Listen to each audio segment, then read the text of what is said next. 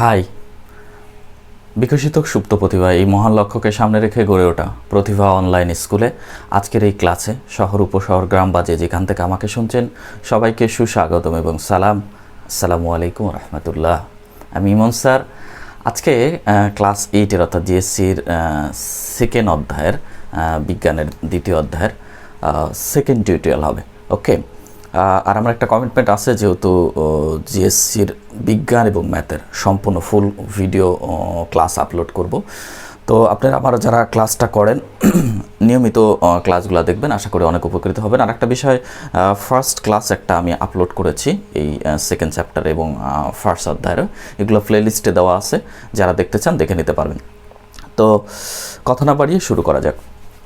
আমরা সেকেন্ড চ্যাপ্টারে ফার্স্ট একটা ক্লাস নিয়েছি, সেখানে কিন্তু আমি একটা কোশ্চিন দিয়ে 7টা গুরুত্বপূর্ণ কোশ্চিনের সমাধান দিয়েছি। খুব মজা করে আমরা পড়ছি সেই পার্টটা। তো যারা ওই পার্টটা দেখেন নেই তারা একটু কাইন্ডলি প্লেলিস্ট থেকে একটু দেখে নেবেন, তাহলে আরও ভালো হবে। আজকে আমরা সেকেন্ড পার্টটা বা সেকেন্ড টিউটোরিয়াল করব, দ্বিতীয় ভিডিও করব। তো আজকের যে পার্টটা হবে, আলোচনা হবে এই মাইটোসিস থেকে এই পর্যন্ত আজকের আলোচনা হবে মাইটোসিস কোষ বিভাজন পদ্ধতি থেকে। ঠিক আছে? তো ফার্স্টে মাইটোসিস কোষ বিভাজন কাকে বলে এটা কিন্তু আমি আলোচনা করছি, এবং ফার্স্ট টিউটোরিয়ালে যেটা আমি করেছি যে একটা কোশ্চিন দিয়ে গুরুত্বপূর্ণ 7টা কোশ্চিন অ্যান্সার করেছি, যেখানে আমাদের ওখানে ওই একটা কোশ্চিন দিয়ে 40% শেষ হয়ে গেছে। আর বাকি যে পার্টটা আছে আজকে ইনশাল্লাহ পড়ব। তো মাইটোসিস কোষ বিভাজন পদ্ধতি আসি। এই মাইটোসিস কোষ বিভাজন সম্পর্কে বিস্তারিত বলেছি যে এটা আমাদের দেহকোষে ঘটে। তো এই মাইটোসিস কোষ বিভাজন আমি একটা এখানে সুন্দর ছকে লিখে ফেলছি, একটু সবাই দেখি যে এই মাইটোসিস কোষ বিভাজনের পর্যায় হচ্ছে, স্টেজ হচ্ছে 2টা। পর্যায় কয়টা? 2টা। একটা হচ্ছে ক্যারিওকাইনেসিস, আমি একটু মার্ক করি, তাহলে পর্যায় হচ্ছে মাইটোসিস কোষ বিভাজনের 2টা। একটা হচ্ছে ক্যারিওকাইনেসিস আর একটা হচ্ছে সাইটোকাইনেসিস। এই দুটো হচ্ছে মাইটোসিস কোষ বিভাজনের পর্যায়, স্টেজ। যেটা 2 stage in mitosis cell division. Mitosis কোষ বিভাজন 2টা পর্যায় রয়েছে, একটা হচ্ছে ক্যারিওকাইনেসিস, একটা সাইটোকাইনেসিস। এখন ক্যারিওকাইনেসিস কি বা কাকে বলে, এটা কিন্তু সৃজনশীলের কতে আসে, আমি মুখে বলে দিচ্ছি, একটু মনোযোগ দিয়ে শুন। ক্যারিওকাইনেসিস, ক্যারিও শব্দটা একটা সমার্থক শব্দ। হ্যাঁ, এটা হচ্ছে নিউক্লিয়াসের সিনোনিম হচ্ছে ক্যারিও। আমরা একটু বুঝবো যে সায়েন্স কিন্তু অনেক মজার, আপনার জাস্ট ভাষাগত বিষয়গুলো একটু ক্লিয়ার করতে হবে। হ্যাঁ, যে ল্যাটিন ভাষা থেকে অধিকাংশ আসছে, আমরা বাংলা ইংরেজিতে কী বুঝি এটা বুঝতে পারলে কিন্তু আপনি লিখতে পারবেন অনেক ভালো। তো যেটা বলতেন, ক্যারিও শব্দের অর্থ হচ্ছে নিউক্লিয়াস। হ্যাঁ, যেটাকে বাংলায় বলা হয় কেন্দ্র বা কেন্দ্রিকা, ইংলিশে বলা হয় সেন্টার। আর নিউক্লিয়াসকে আমরা জানি সিনোনিম তো বুঝেন, যেমন ধরেন ওয়ার্ক মানে কাজ, অ্যাক্ট মানে কাজ, এর সিনোনিম টাস্ক মানে কাজ, এরকম। তো ঠিক ল্যাটিন ভাষায় নিউক্লিয়াসের সিনোনিম হচ্ছে ক্যারিও। আর এই কাইনেসিস শব্দের অর্থটা হচ্ছে বিভাজিত করা। হ্যাঁ, কাইনেসিস শব্দের অর্থ হচ্ছে বিভাজিত করা, ডিভাইডেড করা, সিনথেসাইজ করা।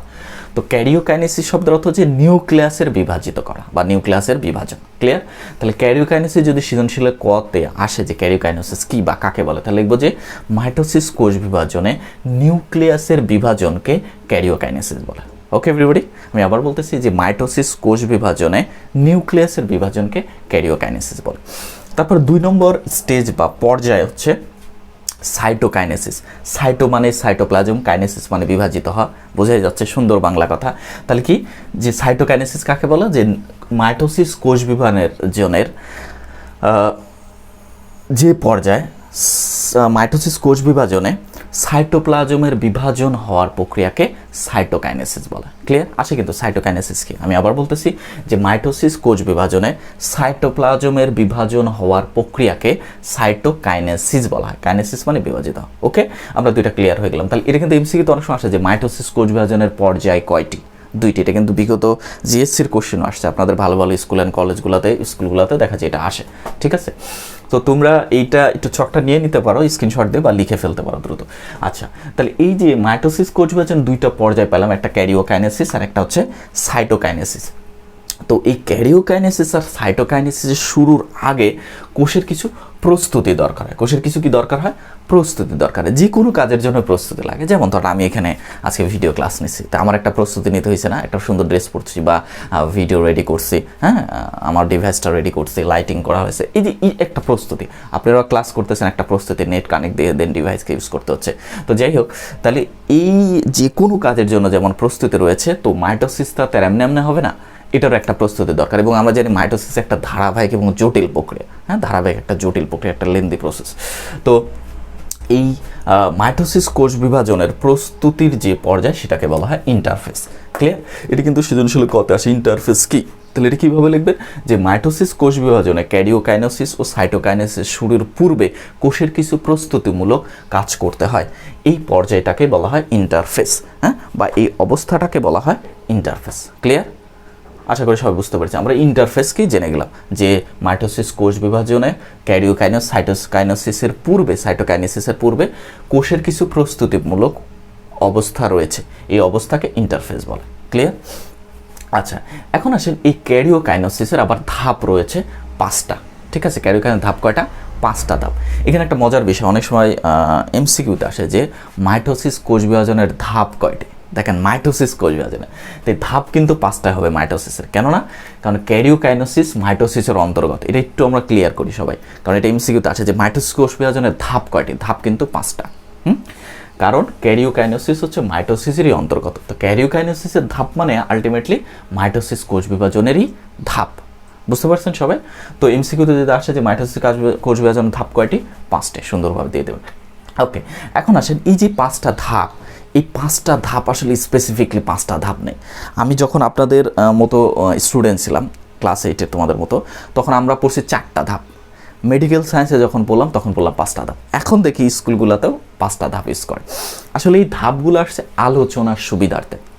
বিজ্ঞানীরা এই মাইটোসিস কোষ বিভাজনকে সহজে আমাদের কাছে এক্সপ্লেন করার জন্য, ব্যাখ্যা করার জন্য, প্রকাশ করার জন্য এরকে 5টা ধাপে বিভক্ত করছে। এখন এই 5টা ধাপ কীভাবে আসলো দেখেন, এটা খুবই মজার একটা বিষয়, জাস্ট ভাষাগত বিষয়। ল্যাটিন ভাষা ইউজ করা হয়েছে, আমরা বাংলা ইংরেজিগুলো সহজেই মনে রাখতে পারবো। দেখেন, আমার যদি 5টা আঙ্গুল হয়, মাঝেরটা কোনটা? এটা না? তাহলে এটা কি মধ্য আঙ্গুল, হ্যাঁ? আর এই দুইটা, এই দুইটা। যেমন ধরেন আমি এখানে 5টা, তাহলে এই যে এই দুইটা যেটা আছে, এই দুইটা, এই দুইটা, এখানে এটা কি মাঝের না? দুইটার মাঝে। সো এই ধাপটার নাম হবে মধ্যধাপ, বাংলায়। ইংলিশে বলা হবে মিডল ফেজ, হ্যাঁ, বা মধ্যধাপ। ল্যাটিন ভাষায় এটাকে বলা হচ্ছে মেটাফেজ। ওয়াও, মজার না? মেটাফেজ। তাহলে মেটাফেজের উপরে যেটা হবে তাহলে কি প্রো মেটাফেজ। প্রো মানে পূর্ব, মেটাফেজ মানে মধ্যধাপ, অর্থাৎ পূর্ব মধ্যধাপ। হ্যাঁ, মেটাফেজের আদ্য বা পূর্ব ধাপ। ঠিক আছে, মেটাফেজের আগের ধাপ প্রো মেটাফেজ নাম দিল। আচ্ছা, প্রো মেটাফেজের প্রথম যে ধাপটা সেটা হচ্ছে নাম প্রোফেজ। ফেস মানে ধাপ, প্রোফেস। প্রোফেস শব্দের অর্থ আদ্য বা প্রথম। আপনার বইয়ের মধ্যে এই বাংলা নামগুলো একটু লিখে ফেলবেন, ঠিক আছে? এটা কষ্ট করে পেন্সিল দিয়ে, অনেক উপকার দেবে। তাহলে প্রোফেস, প্রো শব্দের অর্থ কি? প্রোফেস মানে আদ্য বা প্রথম ধাপ। তাহলে প্রোফেসটা মাইটোসিস কোষ বিভাজনের প্রথম ধাপ। মধ্য ধাপের আগেরটা হচ্ছে প্রো মেটাফেস, পুরো মধ্য। তারপর 3 নম্বরে মেটাফেস, মাঝে যেটা আছে। এইবার আসেন 4 নম্বর। 4 নম্বরটাকে বলা হচ্ছে অ্যানাফেস। অ্যানা একটা ল্যাটিন শব্দ যার অর্থ হচ্ছে গতিশীল হওয়া, গতি ধারণ করা। তো এই ধাপটাতে আমরা দেখব ক্রোমোজোমগুলো গতিশীল হবে এবং তারা গতিশীল হয়ে 2 মেরুর দিকে চলে যাবে, হ্যাঁ, আমরা জানবো। তাহলে এই জন্য এই ধাপটার বাংলা আমরা নাম বলতে পারি গতিশীল ধাপ, অ্যানাফেজ বা গতিশীল ধাপ। এবং 5 নম্বর হচ্ছে টেলোফেজ। টেলো মানে শেষ বা অন্ত, একদম শেষ। টেলো শব্দ, ফেস মানে ধাপ। তাহলে টেলোফেজ হচ্ছে শেষ বা অন্ত ধাপ, একদম লাস্টের যে ধাপটা সেটাকে বলা হয় টেলোফেজ। আশা করি সবাই বুঝতে পেরেছেন। তাহলে আমরা দেখলাম যে আলোচনার সুবিধার্থে মাইটোসিস কোষ বিভাজনকে 5টা ধাপে ভাগ করা আছে, বা ক্যারিওকাইনেসিসকে 5টা ধাপে ভাগ করা আছে। আর মাইটোসিস কোষ বিভাজনের পর্যায়ে 2টা ধাপ, 5টা। হ্যাঁ, এই বিষয়গুলো আমরা এখন ক্লিয়ার। এখন আমরা ধীরে ধীরে প্রত্যেকটা ধাপ নিয়ে আলোচনা করব। এখান থেকে কী কোশ্চিন হয় আমরা একটু জানি, এখান থেকে আমরা কী পড়বো। হ্যাঁ, আপনাদের জিএসসি সিলেবাসের আলোকে যেটা আলোচনা আছে আমি একদম সম্পূর্ণ একটু যেটা আলোচনা করি একটু আপডেট করে দেবো ইনশাল্লাহ। তাহলে ফার্স্টে আমরা এই ধাপগুলোর বৈশিষ্ট্যগুলো জানতে হবে, চিত্র আকার একটু শিখতে হবে।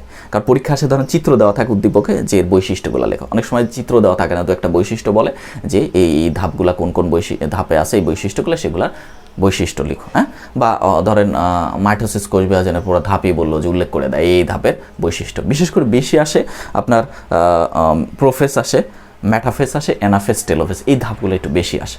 তবে এই 5টা ধাপই কোনো না কোনো পরীক্ষা আসবে। ওকে, তাহলে আমরা এই 5টা ধাপ এখন বিস্তারিত একটা একটা করে শিখব। শুরু করি।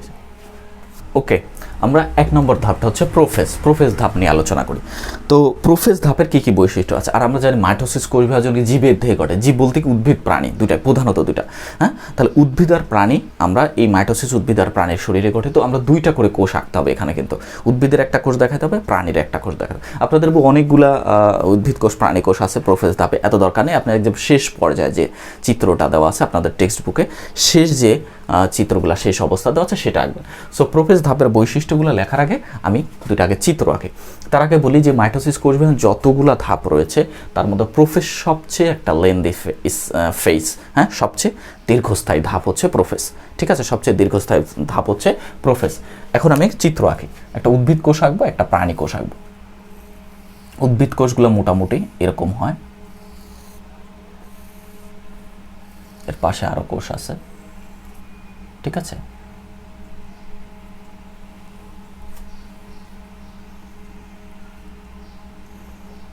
উদ্ভিদ কোষ, আর একটা হচ্ছে ধরেন প্রাণী কোষ। প্রাণী কোষগুলো একটু গোলগাল নাদুস নাদুস ধরনের হবে। ঠিক আছে, প্রাণী কোষগুলো এরকম হবে। ওকে এভরিবডি, প্রাণী কোষ হয়ে গেল। দুইটা কোষ আঁকবো। এখন এই বৈশিষ্ট্য কী কী দেখেন, বৈশিষ্ট্য যে এই ধাপে নিউক্লিয়াসটা আকারে বড় হয়ে যাবে। এই প্রোফেজ ধাপের অন্যতম বৈশিষ্ট্য নিউক্লিয়াসটা আকারে কী হয়ে যাবে, বড় হয়ে যাবে। আমরা একটু দেখি, নিউক্লিয়াসটা আকারে বড় হয়ে যাবে। তাহলে আমি একটু বড় নিউক্লিয়াস আঁকলাম। হ্যাঁ, দেখেন বড় করে নিউক্লিয়াস আঁকছে। ঠিক আছে না, নিউক্লিয়াসটা আকারে বড় হয়ে যাবে।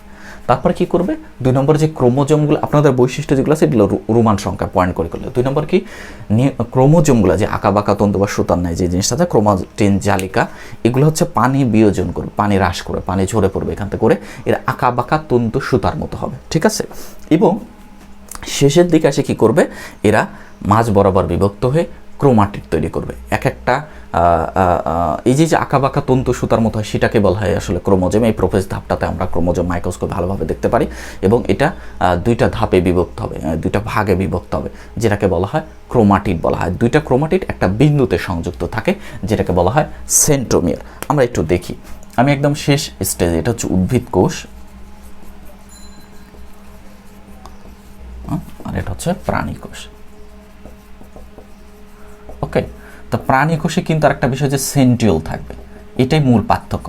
ঠিক আছে, প্রাণী কোষে সেন্ট্রিওল একটা কোষীয় অঙ্গাণু, আমরা জানি এটা অনেক 7এও পড়ছেন আপনারা। তাহলে এই যে প্রাণী কোষে সেন্ট্রিওল থাকে, উদ্ভিদ কোষে সেন্ট্রিওল, তাহলে ক্রোমোজোমগুলো কি করবে, পানি বিয়োজন করবে, জালিকাগুলো নিউক্লিয়াস আকারে বড় হয়েছে 1 নম্বর বৈশিষ্ট্য। 2 নম্বর, পানি বিয়োজন করে আঁকা বাঁকা তন্তু বা সুতার মতো হবে, এবং শেষের দিকে হচ্ছে কি করবে, দুইটা ভাগের এই যে একটা জায়গা যুক্ত থাকতেছে, হ্যাঁ, এটাকে বলা হবে ক্রোমাটিড বলা হবে। হ্যাঁ, এরকম ক্রোমাটিড, পাশে নিউক্লিওলাস আছে। ঠিক আছে, ওকে, এটার ক্ষেত্রে আমরা দেখি যে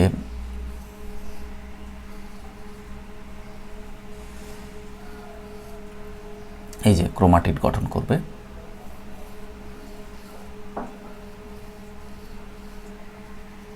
ওকে, আরেকটা নিউক্লিওলাস থাকবে ক্রোমোজোম নিউক্লিয়াসের মধ্যে।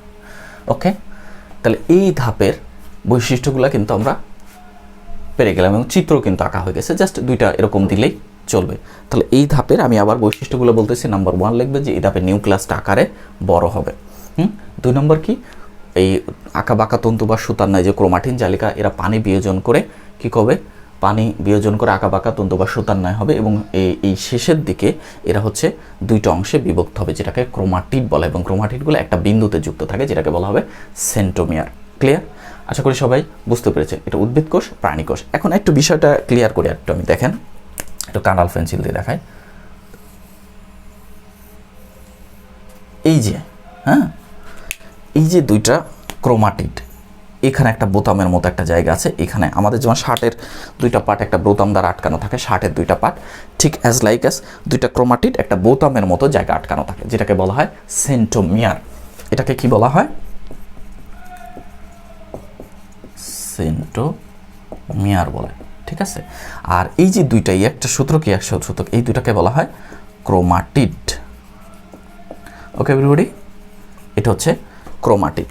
তাহলে এই ধাপের শেষের দিকে কি হবে যে ক্রোমোজোমগুলা এরকম দুইটা ভাগে বিভক্ত হবে, দুইটা অংশে বিভক্ত হবে, যেটাকে বলা হয় ক্রোমাটিড, এবং ক্রোমাটিড দ্বয় একটা বিন্দুতে যুক্ত থাকবে পরস্পর সাথে, যেটাকে বলা হয় সেন্ট্রোমিয়ার। ওকে এভরিবডি, আশা করি সবাই প্রোফেজ ধাপটা বুঝে গেছেন, এবং এটা মাইটোসিস কোষের সবচেয়ে দীর্ঘস্থায়ী ধাপ।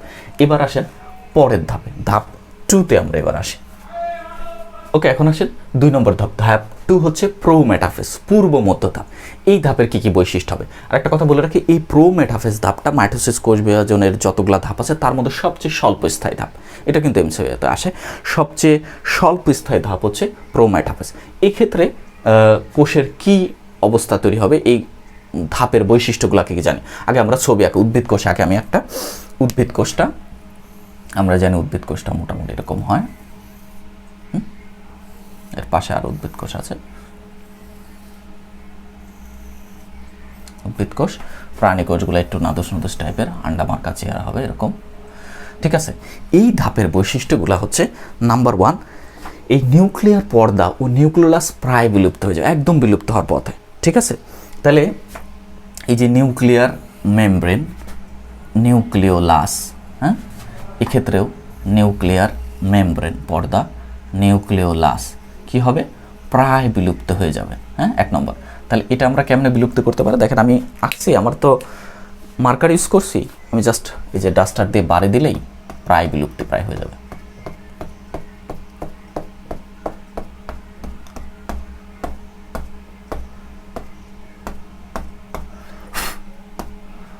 এই যে বিলুপ্তি প্রায় হয়ে গেল।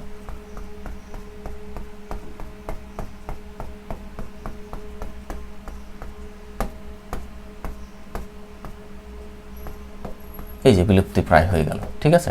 আপনারা এক কাজ করবেন, আপনারা তো রাবার ইউজ করবেন, তো রাবার ইউজ করার পরে আপনার এই পেন্সিল ইউজ করবেন, পেন্সিল ইউজ করে রাবার দিয়ে হালকা করে একটু বাড়ি দেবেন, দেখবেন যে বিলুপ্তি প্রায় চলে আসবে, হ্যাঁ।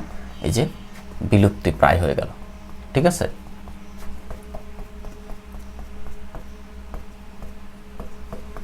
বিলুপ্ত প্রায়, প্রায় হারায় যাচ্ছে এরকম একটা অবস্থায় আছে,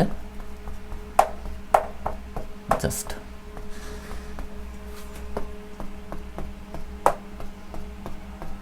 শেষ, বিলুপ্ত প্রায়। তাহলে 1 নম্বর বৈশিষ্ট্য এই ধাপে যে নিউক্লিয়ার মেমব্রেন ও নিউক্লিয়াস প্রায় বিলুপ্ত হয়ে যাবে, একদম বিলুপ্ত হওয়ার পথে চলে।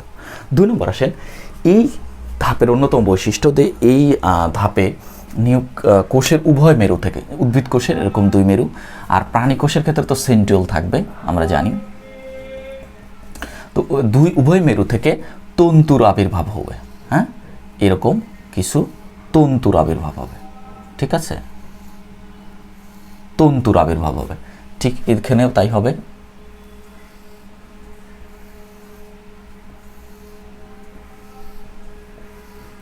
তন্তুর আবির্ভাব হবে। এই যে তন্তুগুলো মিলে একটা যন্ত্র তৈরি করে, অ্যাপারেটাস তৈরি করে, এটাকে বলা হয় স্পিন্ডল যন্ত্র, ঠিক আছে। যে যন্ত্রটা তৈরি হবে এর নাম হচ্ছে স্পিন্ডল যন্ত্র। আর এক একটা তন্তুকে বলা হয় ট্যাকশন তন্তু বা আকর্ষণ তন্তু বলা হয়, এক একটা তন্তুকে কিন্তু আকর্ষণ তন্তু বলা হয়। আর এই আকৃতিটা দেখতে মাকু আকৃতি, হ্যাঁ, কোন আকৃতি বললাম? মাকু আকৃতি। এখন মাকু আকৃতি কাকে বলে? এটা আপনাদের ম্যাথের জ্যামিতিতে আপনাদের পড়াবো, যে আমাদের জ্যামিতিকে অনেক আকৃতি আছে, তার মধ্যে যে ঘুড়ির মতো একটা আকৃতি আছে, অনেকটা ঘুড়ির মতো, এই ধরনের আকৃতিগুলোকে বলা হয় মাকু আকৃতি। দেখেন এই যে মাকু আকৃতির মতো হয়ে গেছে, এই আকৃতিটাকে বলা হয় মাকু আকৃতি। তাহলে স্পিন্ডল যন্ত্রটা মাকু আকৃতির স্পিন্ডল যন্ত্রের আবির্ভাব। 2 নম্বর বিষয় তাহলে কি, এই ধাপে উভয় মেরু থেকে কিছু তন্তু আসবে, আকর্ষণ তন্তু বলা হয় এটা। এই তন্তুগুলাকে পরস্পর একটা যন্ত্র তৈরি করে, যেটাকে স্পিন্ডল যন্ত্র বলা হয়, ক্লিয়ার। এবং এই তন্তুগুলার আর প্রাণী কোষের ক্ষেত্রে কি হয়, সেন্ট্রিওল থেকে, হ্যাঁ, অ্যাস্টার রশ্মি নিঃসরণ করে, এরকম তন্তু নিঃসরণ করে, এবং এই তন্তুগুলা মিলে স্পিন্ডল যন্ত্র তৈরি করে। প্রাণী কোষের ক্ষেত্রে জাস্ট সেন্ট্রিওল থেকে আসবে বিষয়টা, হ্যাঁ, প্রাণী কোষের ক্ষেত্রে কোত্থেকে যাবে, সেন্ট্রিওল থেকে যাবে, ওকে। আর 3 নম্বর একটা কথা বলতে পারি যে এই ধাপের এই ক্রোমোজোমের গুলার সেন্ট্রোমিয়ার আছে না, এই যে সেন্ট্রোমিয়ারগুলার সাথে এই তন্তুগুলা আটকায় যাবে, ঠিক আছে। তন্তুগুলো পরস্পর যুক্ত হবে স্পিন্ডল জন্তুর সাথে। তাহলে আমি এখানে যদি একটা আঁকি,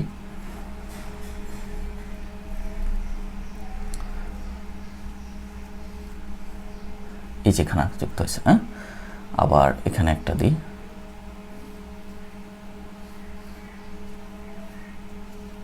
হ্যাঁ এই যে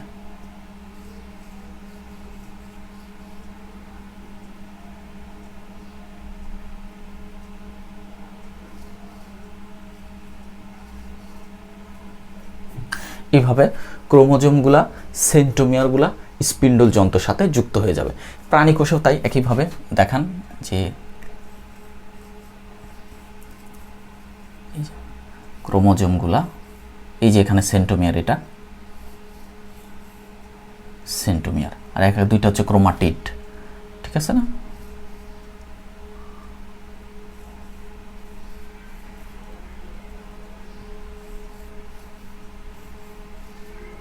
এই যে ঠিক আছে, প্রাণী কোষের ক্ষেত্রে তাই হবে, ক্রোমোজোমগুলার সেন্ট্রোমিয়ার স্পিন্ডল তন্তুর সাথে যুক্ত হয়ে যাবে। এই হচ্ছে প্রোফেজ ধাপের বৈশিষ্ট্য শেষ। এটা হচ্ছে সবচেয়ে স্বল্পস্থায়ী ধাপ। এবার আসেন ধাপ নম্বর 3। ওকে, আমরা এখন 3 নম্বর ধাপ দেখি। ধাপ নম্বর 3 হচ্ছে মেটাফেজ। দেখেন মেটাফেজটা কি? মেটাফেজ মানে মধ্য ধাপ, এবং এই ক্ষেত্রে বৈশিষ্ট্যগুলো হচ্ছে এই ক্রোমোজোমগুলো যেটা আছে একদম মাঝ বরাবর, মধ্য বরাবর চলে আসবে, অর্থাৎ বিষুবীয় অঞ্চল বরাবর চলে আসবে। আমরা জানি, আচ্ছা আমি ছবি আঁকি, দেখেন তাহলে মেটাফেজ উদ্ভিদ কোষের ছবি আঁকি আগে।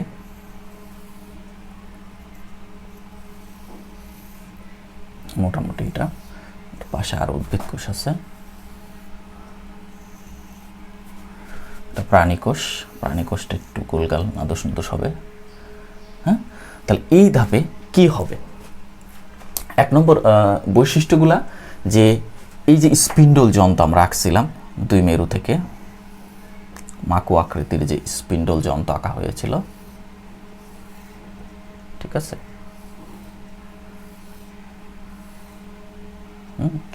এক্ষেত্রেও তাই।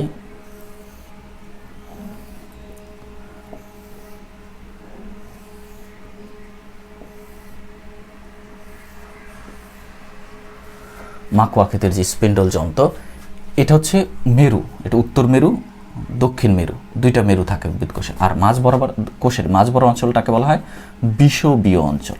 কি অঞ্চল বলা হয়? বিষুবীয় অঞ্চল বা নিরক্ষীয় অঞ্চল বলা হয়, ঠিক আছে? আমরা পৃথিবীর সাথে তুলনা করে এটা বলা হয়, আপনাদের সপ্তম অধ্যায়ে পড়াবো যে মেরু 2টা আছে পৃথিবীর, মাঝ বরাবর অঞ্চলকে বিষুবীয় অঞ্চল বলা হয় বা নিরক্ষীয় অঞ্চলও বলা হয়। তাহলে এই বরাবর, মাঝ বরাবর, এই যে আমি এটা একটু আলাদা কালার দিয়ে দিই এখানে ক্রোমোজোমগুলো, এবং এই ধাপে ক্রোমোজোমগুলো সবচেয়ে মোটা আর খাটো হবে, ঠিক আছে? ক্রোমোজোমগুলো সবচেয়ে কী হবে? মোটা এবং খাটো হবে। এই যে দেখেন, ঠিক আছে?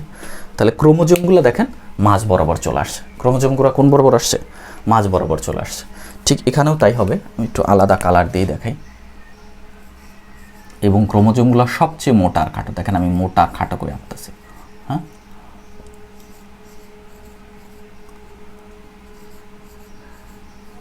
এই যে হয়ে গেছে, ঠিক আছে? এই হচ্ছে আপনার মেটাফেজ ধাপের, এই যে মাঝ বরাবর বিষুবীয় অঞ্চল বরাবর হবে। তাহলে এই ধাপের বৈশিষ্ট্যগুলো কি? নাম্বার 1, যে এই ধাপে ক্রোমোজোমগুলা স্পিন্ডল যন্ত্রের বিষুবীয় তল অর্থাৎ মাঝ বরাবর চলে আসবে, সবগুলা ক্রোমোজোম এবং সেন্ট্রোমিয়ারগুলো মাঝামাঝি বরাবর থাকবে। 1 নম্বর। 2 নম্বর, এই ধাপে ক্রোমোজোমগুলো সবচেয়ে মোটা আর খাটো হবে। এটা কিন্তু এমসিকিউতে আসে যে কোন ধাপে মাইটোসিস কোষ বিভাজন কোন ধাপে ক্রোমোজোম সবচেয়ে মোটা আর খাটো হয়? কোন ধাপে? এই মেটাফেজ ধাপে সবচেয়ে মোটা এবং খাটো হয়। শেষ হচ্ছে এবার মেটাফেজ ধাপ। এবার আসে অ্যানাফেজ ধাপ। অ্যানাফেজ মানে কি? গতিশীল ধাপ। 4 নম্বর, এই ধাপে কি হবে? দেখেন এখান থেকে ক্রোমোজোমগুলো গতিশীল হবে, 2 মেরুর দিকে যাবে, মাঝ বরাবর থেকে বিভক্ত হয়ে 2 দিকে চলে যাবে। তাহলে কি দাঁড়াবে এটা? এটা দেখেন, তাহলে 4 নম্বর ধাপ হচ্ছে অ্যানাফেজ। এটা দেখেন আমি লিখি, 4 নম্বর ধাপ হচ্ছে অ্যানাফেজ। এই অ্যানাফেজ ধাপে ক্রোমোজোমগুলা কি করবে? 2 মেরুর দিকে চলে যাবে। কিভাবে? অর্ধেক, 2 ভাগে বিভক্ত হয়ে যাবে। এই যে দেখেন 2 ভাগে বিভক্ত হয়ে যাবে।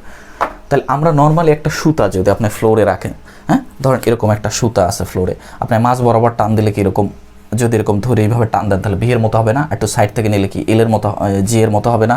আরও সাইড থেকে নিলে জি এর মতো, আরও সাইড থেকে নিলে এল এর মতো হবে, আরও সাইড থেকে নিলে আ এর মতো হয়ে যাবে, তাই না? তো ঠিক এক্ষেত্রে ক্রোমোজোমগুলো এরকম আকৃতি লাভ করবে, ঠিক আছে? ক্রোমোজোমগুলো এরকম আকৃতি লাভ করবে, ক্লিয়ার? তাহলে এই আকৃতিগুলো আমরা একটু জানবো যে কী কী ধরনের আকৃতি হতে পারে, এটা একটু আলোচনা করব। তো ফার্স্টে তাহলে দেখেন, আলাদা কালার দিয়ে দেখাই। ক্রোমোজোমগুলা যদি মাঝ বরাবর হয়, এই যে অপত্য, এটাই কিন্তু অপত্য ক্রোমোজোম, নতুন ক্রোমোজোমে একটা করে সেন্টোমিয়ার থাকবে। হ্যাঁ, আচ্ছা, এখানে তারপরে এটা যদি একটু সাইড থেকে নিই, তাহলে এই যে এরকম হলো, ধরেন এক্ষেত্রেও তাই, মাঝ বরাবর যেতে গেছে, এখান থেকে নিলাম, এখান থেকে হচ্ছে ধরেন এরকম। আরেকটা এখানে দিই,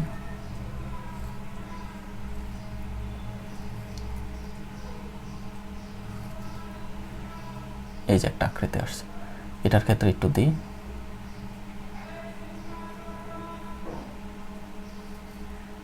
এই যে এরকম। তাহলে এই যে ক্রোমোজোমগুলা বিভিন্ন আকৃতি লাভ করবে, এক্ষেত্রেও তাই আঁকি। এটা দিই ফার্স্টে, মাঝ বরাবর ভিয়ের মতো আকৃতি হবে। তারপর ধরেন এটা এলের মতো কিছুটা আকৃতি হয়েছে, এটা আরেকটা দিই,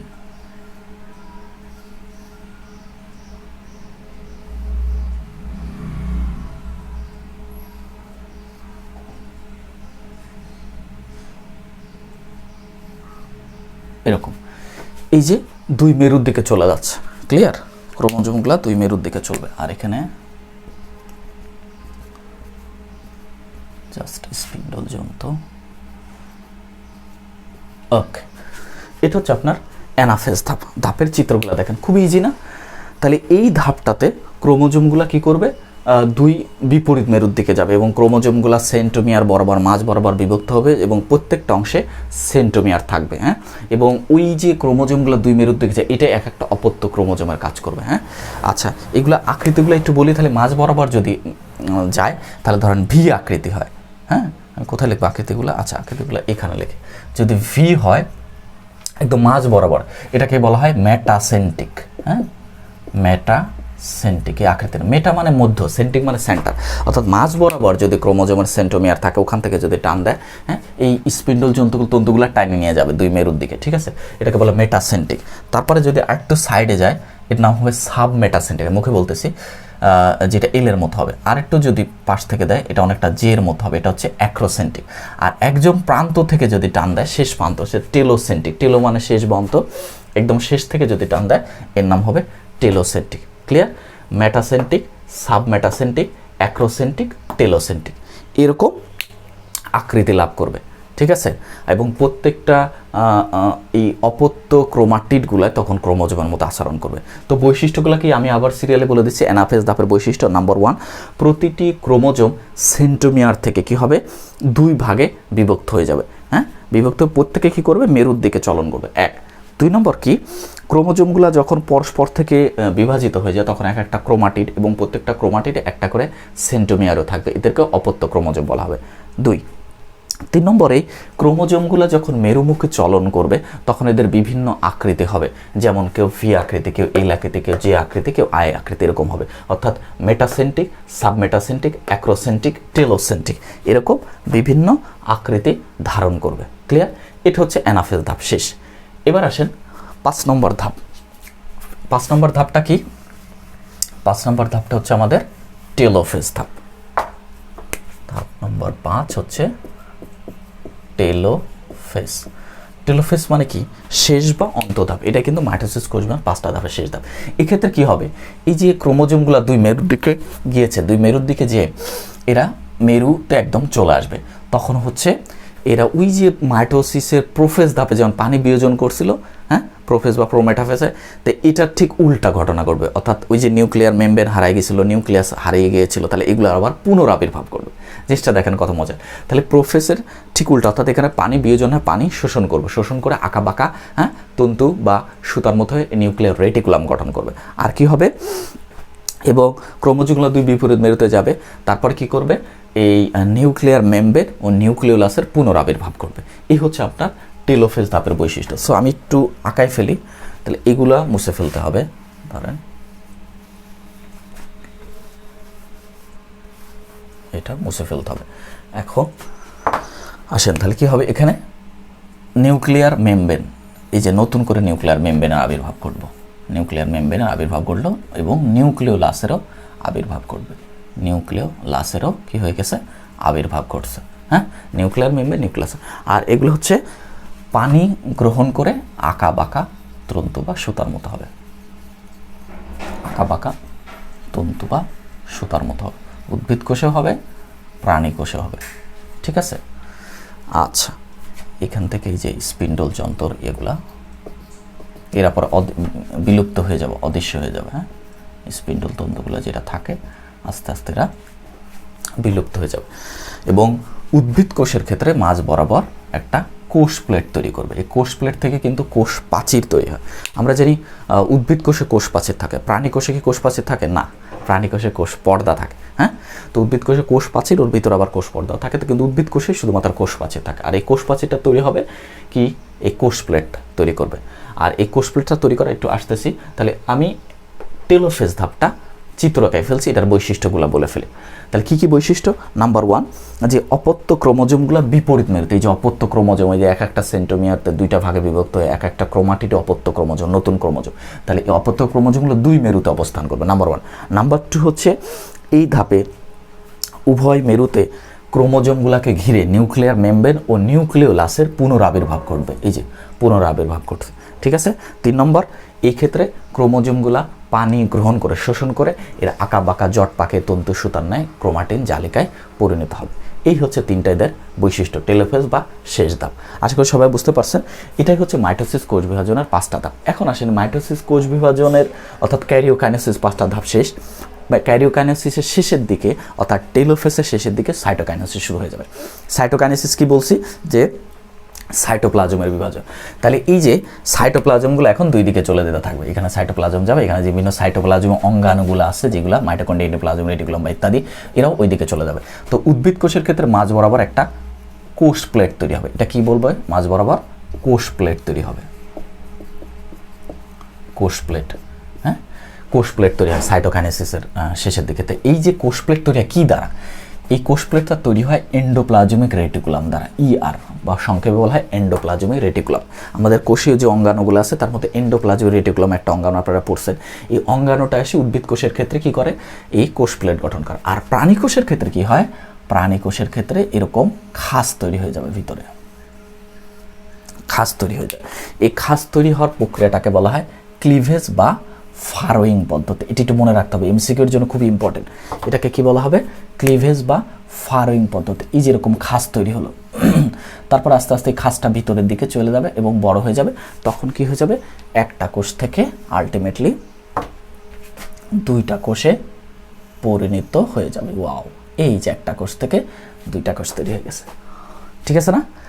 তাহলে উদ্ভিদ কোষের সাইটোকাইনেসিসে কোষ প্লেট তৈরি হবে মাঝামাঝি, এবং এই কোষ প্লেটটা কোষ প্রাচীর তৈরি করবে যেটা এন্ডোপ্লাজম রেটিকুলাম তৈরি করে। সেখান থেকে একটা কোষ থেকে 2টা কোষ হয়ে যাবে। আর প্রাণী কোষের ক্ষেত্রে মাঝে খাজ হয়ে ক্লিভেজ বা ফারোয়িং পদ্ধতিতে, এই পদ্ধতির নাম ক্লিভেজ বা ফারোয়িং পদ্ধতিতে, মাঝ বরাবর খাজ হয়ে পরবর্তী একটা কোষ থেকে 2টা কোষে পরিণত হবে। তাহলে এইভাবেই মাইটোসিস কোষ বিভাজনের সাইটোকাইনেসিস শেষ, তথা মাইটোসিস কোষ বিভাজন শেষ। দেখেন এখন সংজ্ঞার সাথে মিলে কিনা, যে নিউক্লিয়াস ও ক্রোমোজোম একবার বিভক্ত। দেখেন নিউক্লিয়াস একবার বিভক্ত, দ্বিতীয় ক্রোমোজোম একবার, এবং একটা কোষ থেকে 2টা কোষ। যেখানে 2টা কোষ, এখানেও 2টা কোষ। হয়েছে? সংজ্ঞার সাথে মিলছে কথা? আশা করি মিলছে। তাহলে এটা হচ্ছে মাইটোসিস কোষ বিভাজনের ধাপ শেষ। এখন আসলে আমরা মিওসিস কোষ বিভাজন পদ্ধতি নিয়ে আলোচনা করব। মাইটোসিস শেষ, মিওসিস কোষ বিভাজন পদ্ধতি নিয়ে বিস্তারিত আলোচনা করব। ওকে, আসেন মিওসিস কোষ বিভাজন। আমি ফার্স্ট ক্লাসে মিওসিস কোষ বিভাজনে বিস্তারিত কথা বলছি, সংজ্ঞা কোথায় ঘটে। তাই দেখেন এখন মিওসিস কোষ বিভাজনের কয়টা ধাপ রয়েছে। মিওসিস কোষ বিভাজনের 2টা ধাপ রয়েছে। মুখে বলতেছি, মনোযোগ দিয়ে শোনেন। 2টা ধাপ রয়েছে। একটা হচ্ছে মিওসিস 1 বা মিওসিস 1 ধাপ, আর মিওসিস 2 বা মিওসিস 2 নম্বর ধাপ। এই 2টা ধাপ, আসলে এই ধাপ 2টা অনেক কিছু এখানে পরিবর্তন হয়, অনেকগুলো আবার কিছু ধাপ রয়েছে এই ধাপের মধ্যেই। তো যাই হোক, এটা নিয়ে আপনাদের এত আলোচনা নেই, যে সিলেবাসের আলোকে ইনশাআল্লাহ বিস্তারিত আলোচনা করে দিই। তাহলে মিওসিস কোষ বিভাজনের ধাপ কয়টা বললাম? 2টা। তাহলে এক্ষেত্রে কি ঘটবে? মিওসিস কোষ বিভাজন পদ্ধতিটা আমরা একটু দেখি, চিত্রের মাধ্যমে দেখি আগে। এটা একটা যদি জনন মাতৃকোষ, আমরা জানি জনন মাতৃকোষে মিওসিস কোষ বিভাজন ঘটে। তাহলে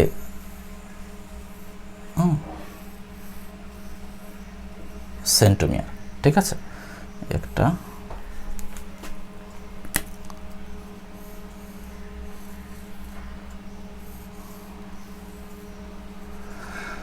তাহলে এটা হচ্ছে একটা জনন মাতৃকোষ, হ্যাঁ, 2n, 2 প্রস্থ ক্রোমোজোম। এখান থেকে ফার্স্টে কি হবে, মিওসিস 1 হবে, ঠিক আছে। মিওসিস 1-এ কি হবে, 2টা কোষ হবে, হ্যাঁ, এটা হচ্ছে মিওসিস 1। মিওসিস 1-এ একটা কোষ থেকে 2। আসলে প্রকৃতপক্ষে এইখানেই কিন্তু ক্রোমোজোম, ওই যে বলছে সৃষ্ট নতুন কোষের অপত্য কোষের ক্রোমোজোম সংখ্যা মাতৃকোষের অর্ধেক, এখানেই হয়ে যাবে অর্ধেক। কীভাবে একটু দেখি আমরা।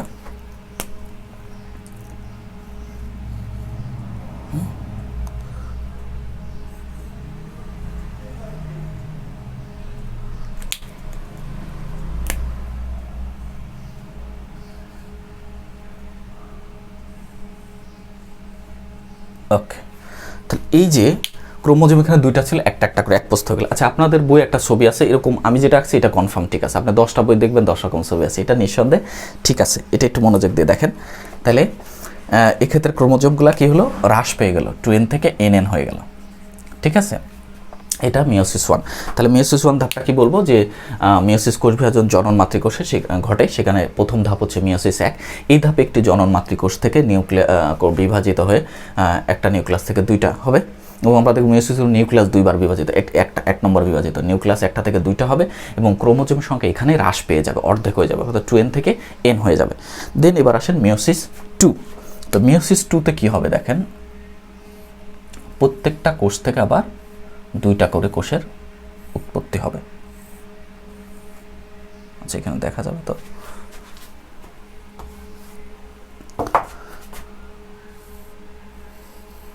প্রত্যেকটা কোষ থেকে আবার কয়টা কোষ তৈরি হবে, 2টা করে কোষ হবে।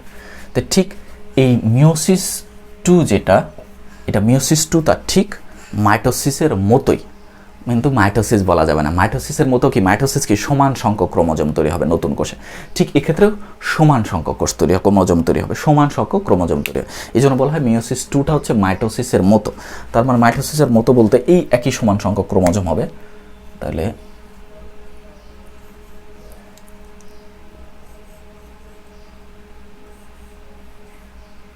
ওকে, নেক্সট আসেন সেন্টোমিয়ার। সেন্টোমিয়ার সেন্টোমিয়ার এই যে শেষ।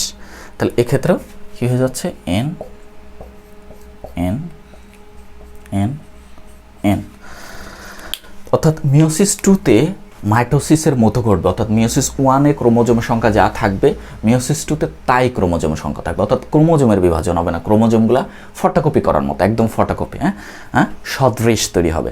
অর্থাৎ এখান থেকে যেমন n সংখ্যক ক্রোমোজোম থাকবে মিওসিস 1-এ, মিওসিস 2-তেও তা n সংখ্যক ক্রোমোজোম, আর প্রতিটা কোষ থেকে একটা কোষ থেকে 2টা কোষ হবে, যা মাইটোসিসের মতো। তাহলে ফাইনালি আমরা একটু দেখি, যদি ধরেন যে মিওসিস 1 নাই এখানে, তাহলে ফাইনালি কি হচ্ছে, একটা কোষ থেকে কয়টা কোষ তৈরি হচ্ছে, 4টা কোষ তৈরি হয়েছে, একটা কোষ থেকে 1 2 3 4, 4টা কোষ তৈরি হয়েছে। তাহলে মিওসিস কোষের সংখ্যা মিলতেছে, এবং সৃষ্ট নতুন কোষের ক্রোমোজোমের সংখ্যা মাতৃকোষের অর্ধেক, এখানে 2n ছিল, এখানে কি হয়ে গেছে, n হয়ে গেছে, অর্ধেক হ্রাস পেয়ে গেছে। ক্লিয়ার, সবাই বুঝতে পারছেন? আপনার ভিতরে ক্রোমোজোম না লিখে 2n nn দিয়েও লিখতে পারেন, হ্যাঁ, একই কথা। অর্থাৎ আপনি এইটাকে ইজিলি এইভাবেই লিখতে পারেন যে 2n n n, পরবর্তীতে আবার n n, এখানেও n n, এভাবেও লিখতে পারেন, ঠিক আছে, সংক্ষেপে 2n দিয়ে দিও, হ্যাঁ, এইভাবে প্রকাশ করতে পারেন। তাহলে একটা কোষ থেকে 4টা। তা যাই হোক, এখানে আমি ক্রোমোজোম এঁকে দেখাইছি। তাহলে মিওসিস কোষ বিভাজনের ধাপ কটা, আমি পুরো বিষয়টা আরেকবার বলি। মিওসিস কোষ বিভাজনের ধাপ হচ্ছে 2টা, একটা মিওসিস 1 এবং মিওসিস 2। মিওসিস 1-এই প্রকৃতপক্ষে একটা কোষ থেকে 2টা কোষ হবে এবং কোষ তৈরি হবে, এবং এক্ষেত্রে ক্রোমোজোম সংখ্যা হ্রাস পাবে, হ্যাঁ, অর্থাৎ 2n থেকে nn ক্রোমোজোম হয়ে যাবে। তারপরে 2 নম্বর ধাপ, মিওসিস 2 এর ধাপটা হচ্ছে মাইটোসিসের মতো বা মাইটোসিস অনুরূপ, অর্থাৎ একটা কোষ থেকে 2টা করে কোষ তৈরি হবে, এবং ক্রোমোজোম সংখ্যা এই মাতৃকোষের সমান, অর্থাৎ nn করে ক্রোমোজোম থাকবে। ক্লিয়ার, হ্যাঁ, অর্থাৎ এইভাবে ফাইনালি সবশেষে আমরা একটা কোষ থেকে, একটা জন্মমাতৃকোষ থেকে 4টা নতুন বা অপত্য কোষ পাবো। এভাবে মিওসিস কোষ বিভাজন ঘটে। ক্লিয়ার, দেখেন মিওসিস কোষ বিভাজন সংজ্ঞায় বলছে এই প্রক্রিয়ায় নিউক্লিয়াস 2বার, ক্রোমোজোম 1বার। দেখেন নিউক্লিয়াস, এই একটা নিউক্লিয়াস 2টা হলো, এই নিউক্লিয়াসটা আবার বিভাজিত হয় আরও 2টা করে হলো, তাহলে নিউক্লিয়াস 2বার বিভাজিত, ক্রোমোজোম 1বার। কীভাবে, এই যে ক্রোমোজোম 1বার বিভক্ত এটা হয়েছে, তারপরে কি হয়েছে, এই ক্রোমোজোমটাই আবার হয়েছে, এই ক্রোমোজোম কিন্তু ভাগ হয় না, জাস্ট ফটোকপি করার মতো অপত্য হয়েছে। তো নিউক্লিয়াস 2বার, ক্রোমোজোম 1বার বিভক্ত, কথাটা মিলছে? আশা করি মিলছে। তাহলে এটা হচ্ছে মিওসিস কোষ বিভাজনের ধাপ। হ্যাঁ, আমরা ক্লিয়ার হই। এখন একটা কোশ্চেন আসে আপনাদের যে মিওসিস কোষ বিভাজন কিভাবে ক্রোমোজোমের ধ্রুবতা বজায় রাখে ব্যাখ্যা করো। এটা কিন্তু অনেক আসে পরীক্ষা। হ্যাঁ, আমরা এই ধাপটা এখন দেখি।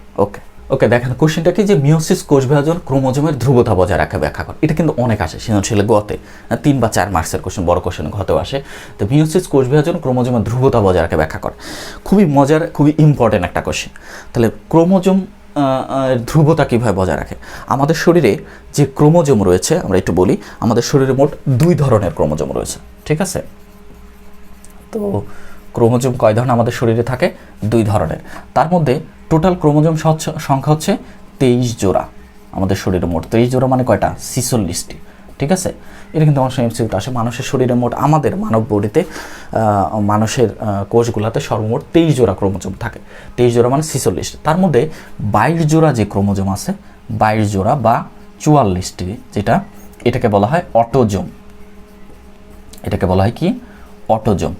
আর বাকি যে 1 জোড়া ক্রোমোজোম, 22 জোড়া ক্রোমোজোম, ঠিক আছে? এই 22 জোড়াকে বলা হয় অটোজোম, আর এই 1 জোড়া এটাকে বলা হয় সেক্স ক্রোমোজোম, ঠিক আছে?